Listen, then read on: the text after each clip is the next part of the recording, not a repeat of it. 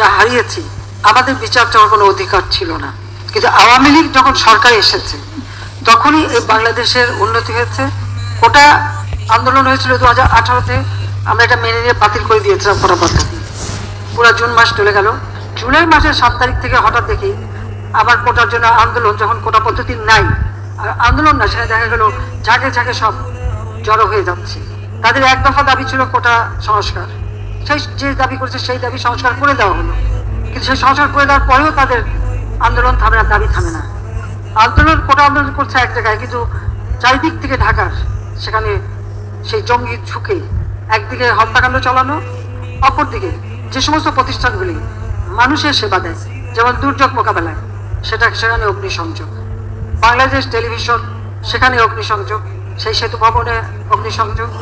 Data centre, পিটিআরসি ভবন, যেখান থেকে পুরো ডিজিটাল সিস্টেম সারা বাংলাদেশে পরিচালনা করা হয়, স্যাটেলাইট থেকে যেখানে সমস্ত কিছু নিয়ন্ত্রণ করা হয়, সেটাকে আগুন দেওয়া হলো। তার সাথে আসলো মেট্রো রেল, অত্যন্ত আধুনিক মেট্রো রেল, দুইটি স্টেশন পুড়িয়ে দিল। এক্সপ্রেসওয়ে 2010 থেকে প্ল্যান করে সেটা টোল প্লাজা ভেঙে নষ্ট করে দেওয়া হলো যাতে চলতে না পারে। আগুনে পড়া হানি ফ্লাইওভার, সেটাও টোল প্লাজা পড়ানো, সেটারও ধ্বংস। অর্থাৎ আপনারা একটা জিনিস লক্ষ্য করেন যে ঠিক মানুষের সেবা দেওয়ার জন্য যে কাজগুলি, সেই জায়গাগুলিতেই কিন্তু আঘাতটা হানা হয়েছে। সিটি কর্পোরেশনের ময়লা ফেলার যে গাড়িগুলি, সেগুলি পুড়িয়ে দেওয়া হলো। আজকে কত মানুষের জীবন গেছে। আর সেই সাথে সাথে পুলিশ হত্যা করে, শুধু হত্যা না, কিরকম বিভৎস দৃশ্য আপনারা দেখেন যে হত্যা করে তাকে ঝুলিয়ে রাখা হলো, পা বেঁধে উপর দিকে মাথা নিচু করে। তো পুলিশের উপরে আক্রমণ, কত গাড়ি পুড়িয়ে দেওয়া হয়েছে। র্যাবের গাড়ি চালাচ্ছে, তাকে যেভাবে বাড়ি বাড়ি ঢুকে ঢুকে কোথায় পুলিশ আছে, পুলিশকে মারতে হবে। আর আওয়ামী লীগ কোথায় থাকে তাকে মারো। মসজিদে ঢুকে মসজিদের মাইক ব্যবহার করে মিথ্যা অপবাদ দিয়ে মানুষ ডেকে নিয়ে এসে তারপরে এই নারকীয় কাণ্ড চালানো হয়েছে। এবং এ পর্যন্ত অনেকগুলি মৃত্যুর খবর আপনারা পেয়েছেন। বাংলাদেশে আসার পর থেকে, আর 75-এর পর থেকে তো আমরা শুধু লাশের মিছিলই পাচ্ছি, দেখছি।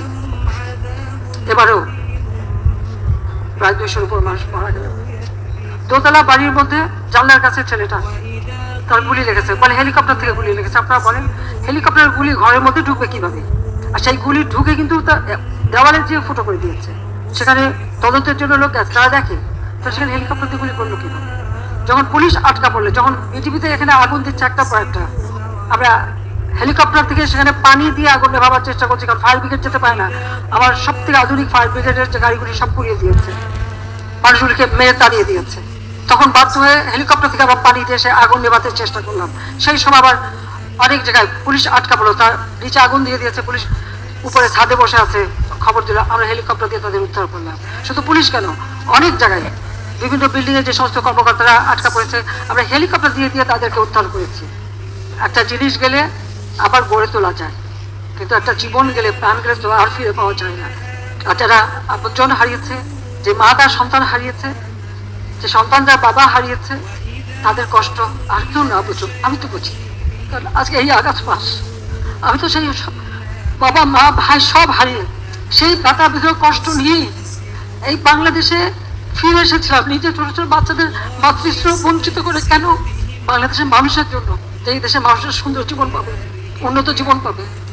এই যে এতদিন এত শ্রম দিলাম, কষ্ট দিয়ে, নিজের দিকে তো তাকাইনি, নিজের টেলিভিশনে তো কিছু করিনি। যা কিছু করেছি মানুষ খেয়ে দিয়েছি।